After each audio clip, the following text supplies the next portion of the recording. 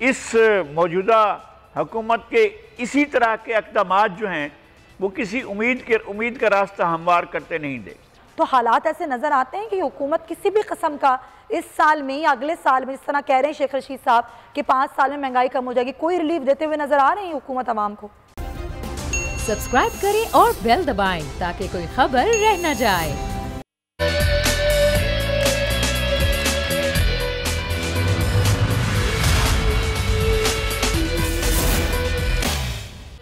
बिस्मिल्लाहिर्रहमानिर्रहीम, अस्सलाम वालेकुम नाज़रीन। नए साल के नए प्रोग्राम में मैं सुमैया रिजवान आपको खुश आमदीद कहती हूँ। आज हम बात करेंगे कि साल 2021 मुल्क की सियासत और मईशत और अमन व अमान और दीगर मामलात के हवाले से कैसा रहा, और साल 2022 में हमें क्या चीज़ें नज़र आ रही हैं। साल 2022 में सियासत के हवाले से ये साल कैसा रहेगा, मईशत के हवाले से कैसा रहेगा, क्या कोई अच्छी खबरें आएंगी नहीं आएंगी। लेकिन पहले ज़रा साल 2021 के कुछ अहम वाक़यात हैं उन पर नज़र डाल लेते हैं कि पाकिस्तान में जो साल 2021 था वो कैसा रहा। तो 22 साल नौजवान उसामा सत्ती कत्ल केस सामने आया। पाकिस्तान के मुख्तलिफ शहरों में औरत मार्च का इनेकाद हुआ और इस पर तनाज़ा भी हुआ। कोरोना की तीसरी लहर की तबाहकारियाँ भी हुई और वैक्सीन लगाए जाने का अमल भी हुआ। सूबा बलूचिस्तान के दारुल हुकूमत सरीना होटल में बम धमाका हुआ। घोट की ट्रेन हादसा हुआ जिसमें 65 अफराद हलाक हुए, 150 जख्मी हुए। नूर मुकद्दम कत्ल केस सामने आया। जाहिर जाफर के खिलाफ मुकदमा हुआ। ISI चीफ की तकर्री का मामला उठा। मीनार पाकिस्तान पर लड़की को हिरासा करने का वाक़या भी 2021 में ही पेश आया। तहरीक लब्बैक का धरना हुआ और अमीर साद रिजवी की गिरफ्तारी भी हुई। हुकूमत और TLP के माबैन मुज़ाकरात हुए, ये भी एक मामला हुआ। NLE मामले पर डॉक्टर्स का एहतजाज भी हमने देखा। अदालती अहकामात और नस्ल टावर निज़ाम अलादीन पार्क का इख्तिताम, ये भी हमने साल 2021 में मामला देखे। वफाकी असातिज़ा एहतजाजी तहरीक निकालते हुए में नज़र आए। सानिया सियालकोट हुआ जो कि यकीनन एक बहुत अफसोसनाक वाक़या था। श्रीलंकन शहरी का कत्ल हुआ। फिर साल 2021 जाते जाते जहाँ पर फैसलाबाद ख़वातीन को बरहना करने का शर्मनाक वाक़या पेश आया। न्यूजीलैंड टीम की वापसी हुई और सबसे अच्छी खबर जो कि क्रिकेट के मैदान से आई, पाकिस्तान के हाथों भारत को तारीखी शिकस्त हुई। अफगानिस्तान के मामले पर OIC का मौक़िफ़ सामने आया और पाकिस्तानी तालिबान से मुज़ाकरात का मामला भी साल 2021 में हमने देखा। तो नाज़रीन, अब नया साल जिसकी हम अब बात कर रहे हैं, अगर हम साल 2021 की बात करें तो वो तो माजी का हिस्सा बन चुका है। अब नया साल है, मुस्तकबिल की खुश आइन उम्मीदों के साथ हमारी ज़िंदगियों में अपने कदम जमा रहा है। पूरी दुनिया रवा साल में रोनमा होने वाले अहम वाक़यात और तजुर्बात का अपने ही अंदाज में तज़किया पेश कर रही है। बतौर पाकिस्तानी अगर मैं रवा साल के इख्तिताम पर मुल्क की सियासी मंजरनामे पर एक नज़र डालूँ तो माजी गुजरे हर साल की तरह इस साल भी हुकूमत और अपोजिशन के दरमियान सियासी जंग जारी रही।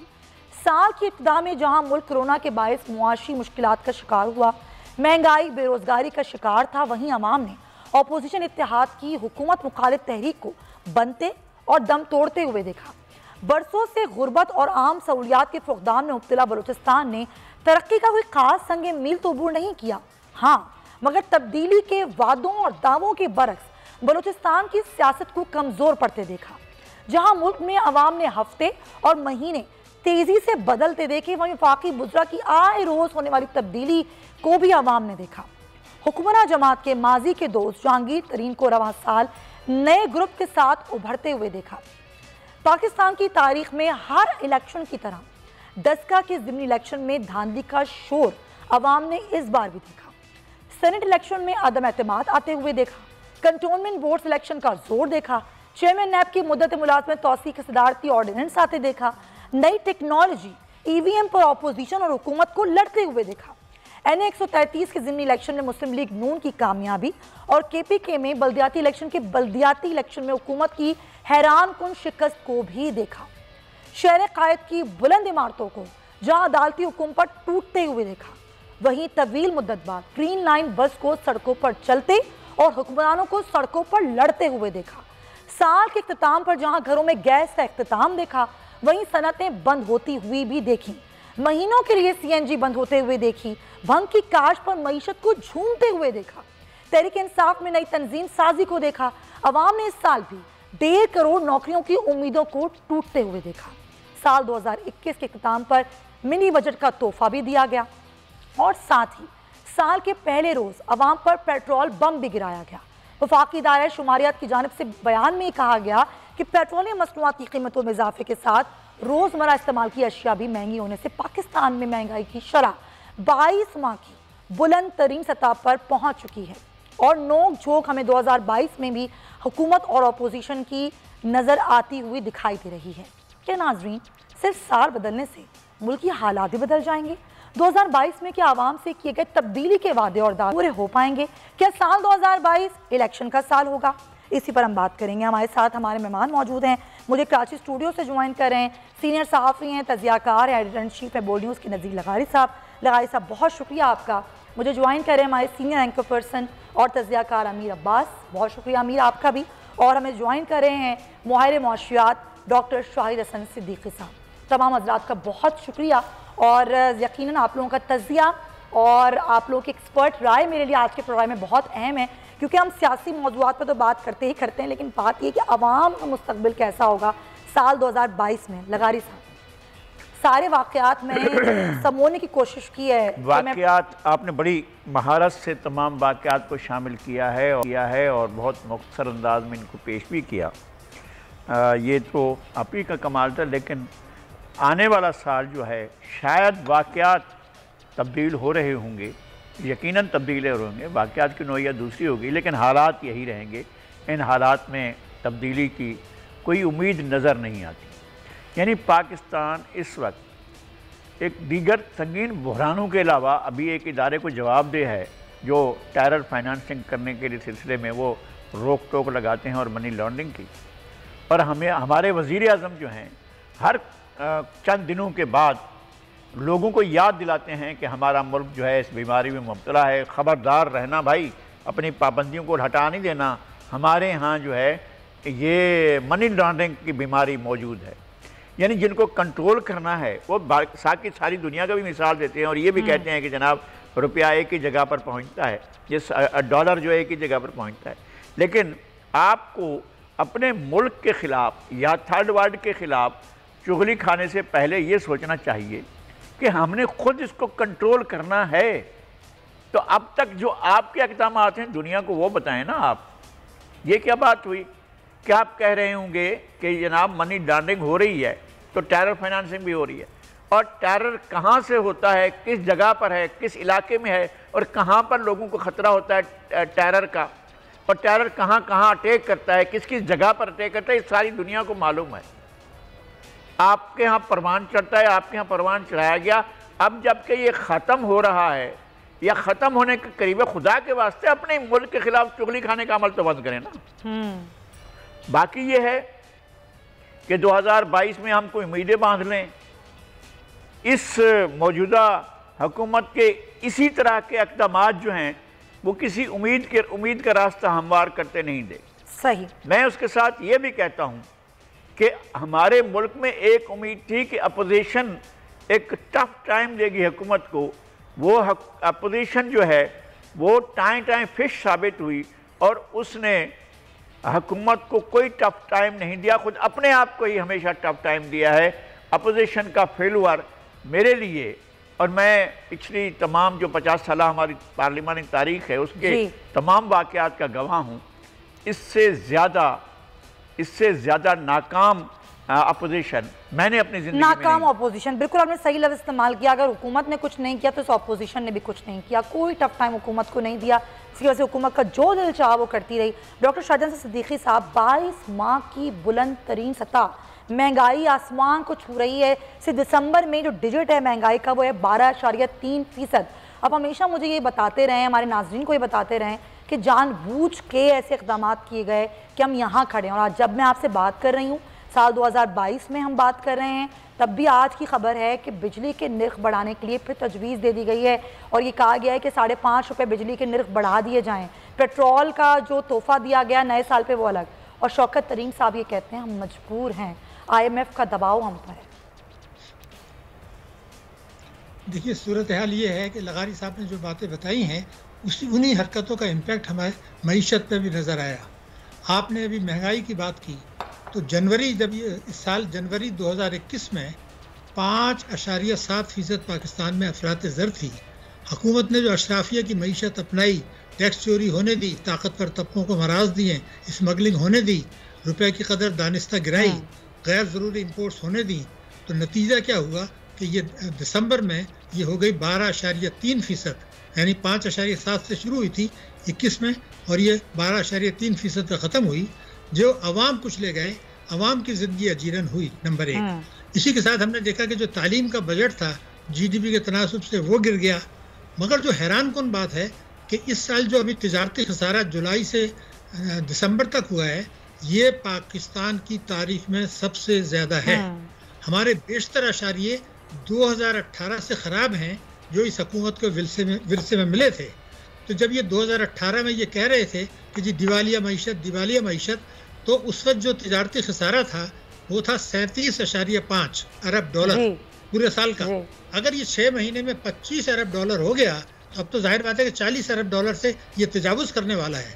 तो अगर वो दिवालिया था तो जो नहीं था तो खुदा न खास्ता तो ये आज क्या है, ज़रा बता तो दे। ये जो ज़बरदस्त जो तिजारती खसारा हुआ है पाकिस्तान की तारीख में सबसे ज़्यादा, माली साल 2018 से ज़्यादा, और मई 2021 से अब तक पाकिस्तान में जो रुपए की कदर गिराई गई है वो पाकिस्तान की तारीख में सबसे ज़्यादा है। तो सवाल ये पैदा हो रहा है कि शरह नमू आपकी गिर गई, बैरूनी सरमायाकारी मजबूरी आपकी गिर गई, टैक्स और GDP का तनासुब कम रहा जो 2018 से था, इनडायरेक्ट टैक्सेस का तनासुब आपका बढ़ गया, बजट खसारा बढ़ गया। तो सवाल ये पैदा होता है कि सिवाय तरसीलात के आपने क्या हासिल किया है पूरे साल में, सिवाय इसके कि तमाम अशारिये नीचे गए। कर्जे, हैरान कौन होंगे कि बैरूनी कर्जे जो हैं वो 32 अरब डॉलर बढ़े हैं इस हुकूमत के दौर में, जबकि पिछली हुकूमत के 5 साल में बढ़े थे 35 बिलियन डॉलर्स। तो ये जो बैरूनी कर्ज़ों के इजाफे की रफ्तार इस हुकूमत के दौर में है वो पाकिस्तान की तारीख में सबसे ज़्यादा है। तो ये जो आदाद शुमार हैं और जो मुस्तक़बिल के ख़तरात हैं, तो जो तो आपने IMF के साथ खिलवाड़ किया कि 20 महीने तक दानिस्ता अशराफिया को नवाजने के लिए, कम शरह सूद पर कर्जे देने के लिए उसके प्रोग्राम को मुअत्तल कर ताकतवर तबकों को फ़ायदा पहुँचाया, उससे मईशत तबाह हुई, कर्जे बढ़े, रुपए की कदर गिरी, अवाम की हालत ख़राब हुई। तो ये जो किया गया कि अशराफिया को नवाजने के लिए मईशत को आपने दाव पे लगा दिया, 22 करोड़ अवाम को दाव पे लगा दिया। 2022 में ये यकीनी है कि मईशत मुश्किलात का शिकार रहेगी। 2022 में मईशत मुश्किलात का शिकार रहेगी, अवाम मुश्किलात का शिकार रहेंगे डॉक्टर साहब, और कोई अच्छी उम्मीद फिलहाल तो नज़र नहीं आती है। आपकी बातों से भी कुछ ऐसा ही लग रहा है, लेकिन ज़ाहिर अभी हमें ये देखना होगा कि आगे होने क्या वाला है। ख़ास तौर पर ज़रा सियासी मौज़ूआत पर भी हम बात करें। अमीर, आपको क्या लगता है कि अब जो अपोजिशन मार्च में एहतजाज करने जा रही है, जो कि अभी भी 2 महीने हैं, और फिर बातें की जा रही हैं कि इस हुकूमत को हम घर भेजेंगे, क्या वाकई आपको लगता है कि साल 2022 इलेक्शन का साल है? शुक्रिया सुमैया, जो सवाल आपने लगारी साहब से किया है वो मुझसे नहीं करें। नहीं, आप चाहें तो आप उसका जवाब भी दे सकते हैं। जी सुमैया, आवाज़ आ रही है? जी बिल्कुल आ रही है, आप प्लीज़ बोलिए आप। जी देखिए, जो ये एक बुनियादी सवाल है जो हर साल के ख़त्म होने पर या नए साल के आगाज़ में उठाया जाता है कि जो साल गुजरा पाकिस्तान में, क्या आने वाला साल पाकिस्तान के लिए अच्छा साल होगा या नहीं। तो मैं समझता हूँ कि जब आपने इस मुल्क का सियासी निज़ाम नहीं बदला, जब आपने अदालती निज़ाम नहीं बदला, जब आपने सिविल सर्विसेज का निज़ाम नहीं बदला, जब आपने गवर्नेंस का मॉडल नहीं बदला, जब आपने पार्लियामेंट चलाने का निज़ाम नहीं बदला, तो आप एक नए आउटकम की तवक्को कैसे रख सकते हैं?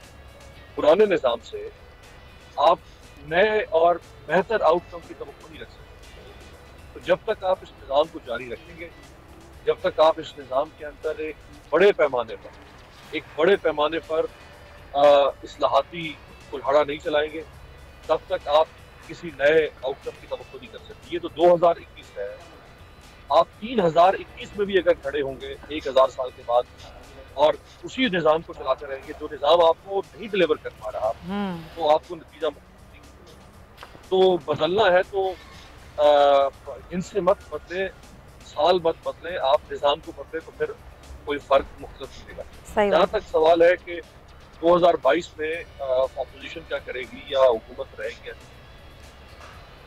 मेरा नहीं ख्याल कि हुकूमत को गिरा सकती है ये मौजूदा अपोजिशन। और उसका बड़ा बेहतरीन तजिया जो है वो लखारी साहब ने कर दिया कि ये अपोजिशन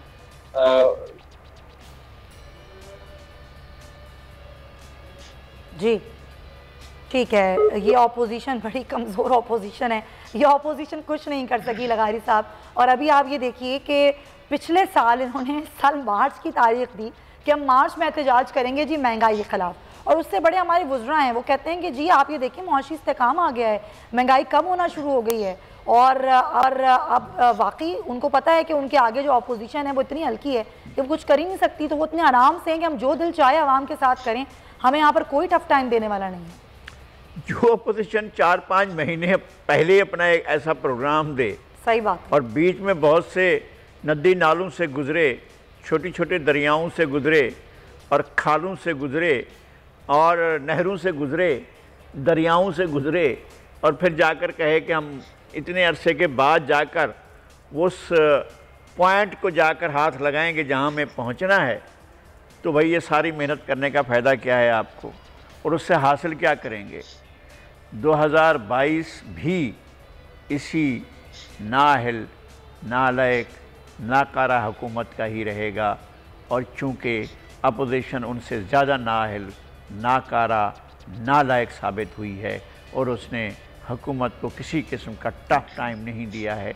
हम नहीं कहते हैं कि वो कोई अफरा तफरी पैदा करती, या हम नहीं कहते हैं कि वो मुल्क के लिए मसाइल पैदा करती, वो लोगों के सामने एक विजन तो रख सकती थी, एक बात तो रख सकती थी, ये तो कह सकती थी कि ये मसला पैदा हो गया है, हम इस मसले को इस तरह से हल करेंगे। लोगों के सामने एक टूटा फूटा बिखरा हुआ किसी तरीके से जोड़ा हुआ कोई ख्वाब तो होता, वो भी नहीं दिया इस अपोजिशन ने। सवाए हर तरफ से अपोजिशन ने मायूसियों के अलावा और ज़ाती मसाइल के अलावा, ज़ाती मसाइल के हल के लिए भागते दौड़ते रहने के अलावा और कुछ नहीं दिया है। उन्होंने बाज़ अपने मसाइल में फंसे अपोजिशन, और फिर उसके बाद उसको हल करने में लग गए। इस मुल्क के साथ, इस मुल्क के लोगों के साथ, इस मुल्क के आम आदमी के साथ, इस मुल्क के गरीब के साथ, किसान के साथ, मज़दूर के साथ, ख़वातीन के साथ, बच्चों के साथ, नौजवानों के साथ, स्कूल जाने वालों के साथ, कॉलेज और यूनिवर्सिटी में जाने वालों के साथ जो कुछ हो रहा है वो इतना अंदोहनाक, इतना हौलनाक, इतना खौफनाक है कि मुझे खौफ आता है कि जब ये लोग सवाल बनकर आएंगे, और ये इनका इत्मीनान है कि नहीं आएंगे, इनका इत्मीनान है, पाकिस्तान की जो रूलिंग हैयत मुक़्तदरा है उसका ये ख्याल है कि नहीं, लोग नहीं उठेंगे। मैंने तारीख़ को पढ़ा है, मैंने देखा है तारीख़ को।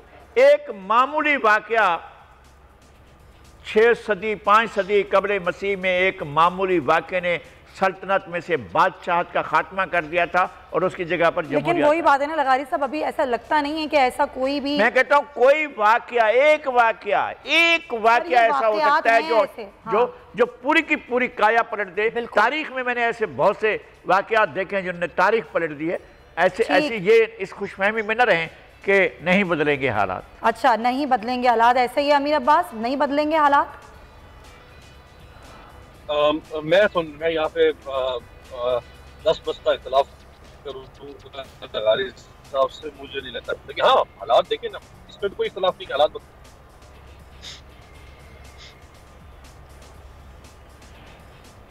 अच्छा, मैं ये कहूँगी अमीर अब्बास इस कॉल पे कनेक्ट कर लें ताकि हम उनकी राय, बड़ी इंपॉर्टेंट है, हम उनको ले सकें।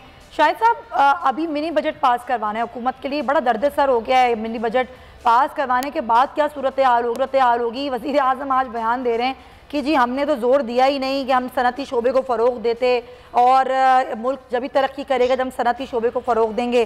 फिर वो कह रहे हैं कि तमाम तरक्की याफ्ता ममालिक जो उन्होंने बरामदात को अहमियत दी, वो किसको बता रहे हैं ये बातें, किससे कह रहे हैं वो?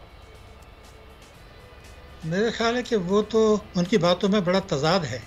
ये जो ज़िमनी बजट है, मैं अगर ये कहूँ कि ये जो तहरीक इंसाफ का 10 नुकाती एजेंडा था जो इंतखाबात 2018 से पहले लाए थे और जो इससे पहले इंतखाबी मंशूर था, उससे बराह रास्त मुतसादिम है, और ये उम्मीद दम तोड़ गई है।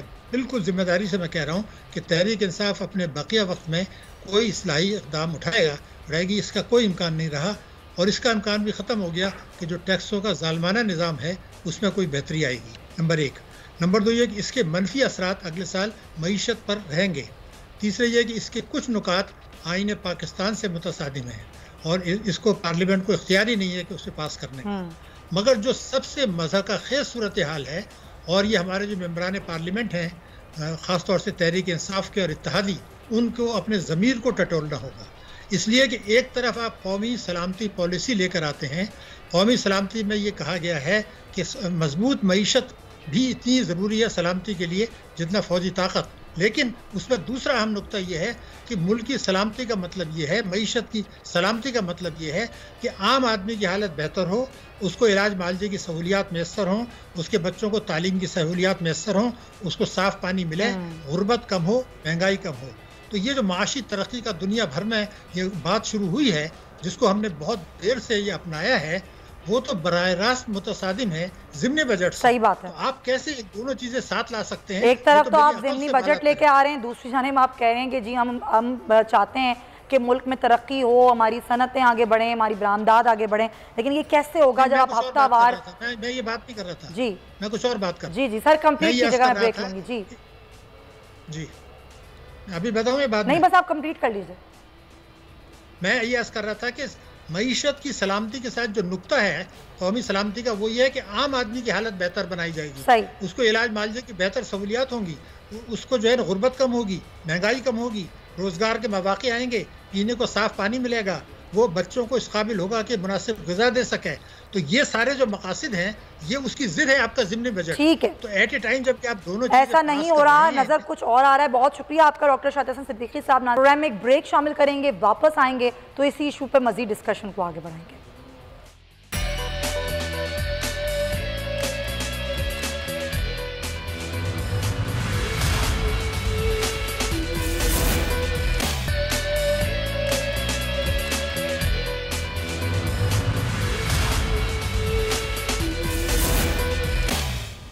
वेलकम बैक नाजरीन। हम बात करें साल 2022 में कोई तब्दीलियां आएंगी, जो अवाम है उनकी मुआशी सूरत हाल में कोई आएगी तब्दीली, लेकिन उससे पहले ही वफाकी वज़ीर इत्तलाफ़ फवाद चौधरी कहते हैं कि मुल्क में सियासी और मुआशी इस्तेहकाम आ चुका है। लेकिन एहसन इकबाल ये कहते हैं कि अब इमरान खान के रिटायर होने का वक्त आ गया है और अब नया ये साल जो है वो इलेक्शन का साल है। लेकिन सवाल मेरा ये है कि ये साल अगर इलेक्शन का साल है तो हमारे पास एक नया सेटअप कौन सा है, कौन है जो यहाँ पर आएगा और तमाम मसाइल को हल करेगा, किसके पास है वो जादू की छड़ी? जी अमीर अब्बास, अभी तक आपका प्रॉपर मेरे पास मौक़िफ़ नहीं आया है, आपका तज़किया नहीं आया है, किस तरह देख रहे हैं आप मुल्की हालात? जी देखिए सुमैया, 88 से लेकर 99 तक का जो अर्सा गुजरा है, जिसमें पीपल्स पार्टी और मुस्लिम लीग दोनों की बारियां 2-2 साल के बाद आती रही। जब हम उनसे सवाल करते हैं कि आपको बार बार मौका मिला, आप पूरी डिलीवर कर सके, तो उनके पास एक जवाब होता है या जवाब होता है कि हमें तो 5 साल पूरे नहीं करने दिए गए, हमारे पास एक मंशूर है, उस मंशूर पर हमने अमल करना है, 5 साल के लिए मैंडेट मिलाया, हम 5 साल में लोगों को डिलीवर करके देना चाहते थे, लेकिन 2 साल 2.5 साल के बाद हुकूमत टॉपल कर दी जाती थी। हालांकि उन पर मिल जाते तो भी उन्होंने कुछ नहीं करना था शायद, लेकिन उनके पास एक जवाब आ गया कुछ न करने का। तो मैं समझता हूँ कि अगर आज आप इमरान खान को 4 साल के बाद या 3.5 साल के बाद इक़्तिदार से निकाल देंगे, तो इमरान खान भी आपको यही जवाब दे रहे होंगे कि मैंने तो 5 साल के अंदर ये करना था, फला करना था, तो मुझे चूंकि निकाल दिया गया, मेरी हुकूमत गिराने की, लिहाजा मैं कुछ नहीं कर सका। और इमरान खान सियासी शहीद बन के 2023 के इलेक्शन में या 22 के इलेक्शन में फिर आपके ऊपर अगले 5 साल के लिए मुसल्लत हो जाएंगे। तो बेहतर है कि ये रहा मैदान, ये रहा घोड़ा, उनको दौड़ाने दें। जब वो खुद अपने आप को अनपॉपुलर लीडर बना, जब वो खुद उसी शाख को काट रहे हैं जिसके ऊपर वो बैठे हैं, जब वो खुद अपने लिए पब्लिक हेट्रेड को इकट्ठा कर रहे हैं, दिन ब दिन उसमें इजाफा होता चला जा रहा है, तो आपको वो खून अपने दस्तानों पर लेने की क्या जरूरत है? और तारीख में भी आप गंदे रहेंगे, सियासी तारीख पहले हमारी गंदी है, उस कई धब्बे, आप एक और धब्बा लग जाएगा। एक हुकूमत थी, आपने तो लगने नहीं दी, आपने गिरा दिया। और एक और खतरा उसको ये होगा सुमैया के हम आज हुक्मरान इमरान खान को जानते हैं, लेकिन हम हुक्मरान इमरान खान से ज्यादा ऑपोजिशन के इमरान खान को जानते हैं। बिल्कुल। और हम जानते हैं कि वो बहुत खतरनाक इमरान खान है। आज आप इमरान खान की हुकूमत गिराएंगे, आप अगर ये समझते हैं कि वो आपके लिए इक़्तिदार को फूलों की सेंच रहने देगा, ये आपकी भूल है। फिर इमरान खान होगा, सड़कें होंगी, शहर होंगे, लॉकडाउन होंगे, धरने होंगे, जी हाँ, बिल्कुल वैसे ही ऑपोजिशन ने भी नहीं की, ये बात आपने बिल्कुल दुरुस्त की। ये सियासी गहमा गहमी हम उस पर बात कर रहे हैं और हम ये भी सवाल उठा रहे हैं कि ये साल 2022 क्या आवाम के लिए मुआशी इस्तेहकाम का साल होगा? क्या ये साल 2022 जो सियासी लिहाज से वो कैसा होगा? क्या वाकई ये साल इलेक्शन का साल होगा? और अगर इलेक्शन का साल होगा तो हमें नया सेटअप क्या बनता हुआ नज़र आ रहा है? जो डील की खबरें हमने सुनी इस साल के अख्ताम से पहले, 2021 के अख्ताम से पहले, और दोबारा से हमने बाज़गश सुनी, तो क्या वाकई कोई डील होने वाली है? क्या मियाँ साहब वापस आने वाले हैं? ये बहुत से सवाल हैं जो हम कर रहे हैं। लगारी साहब, ये सवालात तो एक तरफ, लेकिन हम मुआशी सूरत हाल की बात करते हैं तो हालात ऐसे नज़र आते हैं कि हुकूमत किसी भी किस्म का इस साल में या अगले साल में, जिस तरह कह रहे हैं शेख रशीद साहब कि 5 साल में महंगाई कम हो जाएगी, कोई रिलीफ देते हुए नज़र आ रहे हैं हुकूमत आवाम को? इनने पिछले 3 साल में 350 स्कैंडल सामने लाए हैं इस पोजीशन के, और इसके साथ उन्होंने रेफरेंसेस बनाए, इन्वेस्टिगेशंस कराई, इंक्वायरीज़ कराई, और इंक्वायरीज़ होनी चाहिए थी बहुत सी चीज़ों की, वो नहीं करवाई। और इनका टोटल जोर रहा है अपोजिशन पर। अपोजिशन बेचारी पहले ही दम खुद है, वो एक मुर्दा हालत में पड़ी हुई है, उसकी कोई हैसियत नहीं है। वो 4 महीने बाद के प्रोग्राम देते हैं कि जनाब हम तब जाकर कुछ करेंगे, और जो काम करने का है वो नहीं करते हैं। काम करने का ये है कि आप अपनी इकनॉमी का जायज़ा लें। सही। काम करने का ये है कि आप अपने ज़राए आमदनी तलाश करें, आप फॉरेन इन्वेस्टर को अट्रैक्ट तो करें ना। आप फॉरेन इन्वेस्टर को ये मैसेज देते हैं कि हमारे मुल्क में मनी लॉन्ड्रिंग हो जाती है, आप ज़रा ख्याल करके आइएगा। ऐसा ना हो कि आप पैसा लाएं और वो पैसा जो है चोरी होकर चला जाए। वो फॉरेन इन्वेस्टर को पाकिस्तान में लाने के लिए कोई एफर्ट्स करने को तैयार नहीं है। पाकिस्तान के लोग जो इनके साथ मोहब्बत करते थे वो रिमिटेंसेस भेजते रहे, और अब वो अपने नतायज अपने रिश्तेदारों से अहबाब। जी हाँ, ऐसा ही है लगारी साहब, और हुकूमत की कोई पॉलिसी फिलहाल नज़र नहीं आती। समर अब्बास भी हमें ज्वाइन कर चुके हैं, सीनियर एंकर पर्सन है, तजियाकार हैं। समर, बहुत शुक्रिया प्रोग्राम में वक्त देने के लिए। हम सवालात उठा रहे हैं, साल 2021 तो गुजर गया, लेकिन साल 2022 जिसमें बहुत से इबाम हैं, सवालात हैं कि ये साल इलेक्शन का साल होगा? क्या कोई वाकई डील हो गई है? क्या मियाँ साहब वापस आएंगे? क्या आपको कोई ऐसा सेटअप बनता हुआ नज़र आ रहा है जो नया सेटअप होगा और फिर इलेक्शन की बातें हो रही हैं? बहुत शुक्रिया सुमैया अपने प्रोग्राम में इनवाइट करने के लिए। देखें, जो 2022 है ये भी 2021 की तरह गैर यकीनी का साल ही रहेगा। पाकिस्तानी सियासत पर मेरी नज़र में जो मेरी राय है, गैर यकीनी के गहरे बादल मंडलाते रहेंगे इस साल भी। लेकिन अगर हम ये कहें कि इस वक्त जो मुल्क के अंदर अपोजिशन है, उस अपोजिशन से मौजूदा गवर्नमेंट को, इमरान खान साहब को कोई ख़तरा है, तो ये मेरे ख्याल से कोई बेहतर तज्जिया नहीं होगा। ये अपोजिशन अब तक जो है ये एक दूसरे की अपोजिशन करती हमें नज़र आई है, गवर्नमेंट की अपोजिशन करने से ज़्यादा। इस वक्त मुल्क में जिस तरह की बैड गवर्नेंस है, जितने बुरे हालात हैं हमारी मुल्क की मईशत के और ओवरऑल गवर्नेंस के, अगर इस तरह के हालात किसी और पार्टी के गवर्नमेंट के होते और इमरान खान जैसा कोई बंदा अपोजिशन में होता तो वो गवर्नमेंट को नाकों चने चबवा देता। लेकिन हमारी अपोजिशन इतनी ज़्यादा कॉम्प्रोमाइज्ड है, यहाँ अनाएं सामने आ जाती हैं। वो उन्होंने इमरान खान से ज़्यादा एक दूसरे की अपोजिशन की है। 20 में पीडीएम के दौरान जब पीडीएम बनी 20 सितंबर 2020 को, उसके बाद अपोजिशन इकट्ठी हुई, लेकिन वो भी सारा जो था मामला वो ज़ाहिरी था। वो इमरान खान की मुखालफत में, इमरान खान की दुश्मनी में, तो यानी कि इमरान खान की खुशकिस्मत ये है कि उनको अपोजिशन अच्छी नहीं मिली, अपने जैसी नहीं मिली। बिल्कुल ऐसा ही है कि अपोजिशन का कोई हाल नहीं है। ये अपोजिशन जब पीडीएम बनी भी थी सुमैया, जब ये सारे इकट्ठे एक स्टेज पे स्टेज शेयर करते थे, इकट्ठे बैठते थे। आपने लाड़काना के अंदर भी देखी मेजबानी, वहां पे मरियम नवाज की बड़ी तारीखी, फिर नून लीग ने भी अपना स्टेज पीपल्स पार्टी के साथ शेयर किया। उस वक्त भी जो मेरी मीटिंग्स, मुलाकात होती थी दोनों पार्टी के रहनुमाओं से, वो एक दूसरे के हवाले से बहुत ज्यादा शकूक और शुबहात का इजहार करते थे। तो उस वक्त भी कोई राय इतनी अच्छी नहीं थी एक दूसरे के बारे में इन पॉलिटिकल पार्टीज के रहनुमाओं की, क्योंकि मैंने बड़ा क्लोजली जाके इनकी तमाम ही जलसे, तकरीबन गुजरांवाला का हो, लाड़काना का हो, मैंने सारे ही अटेंड किए पीडीएम के।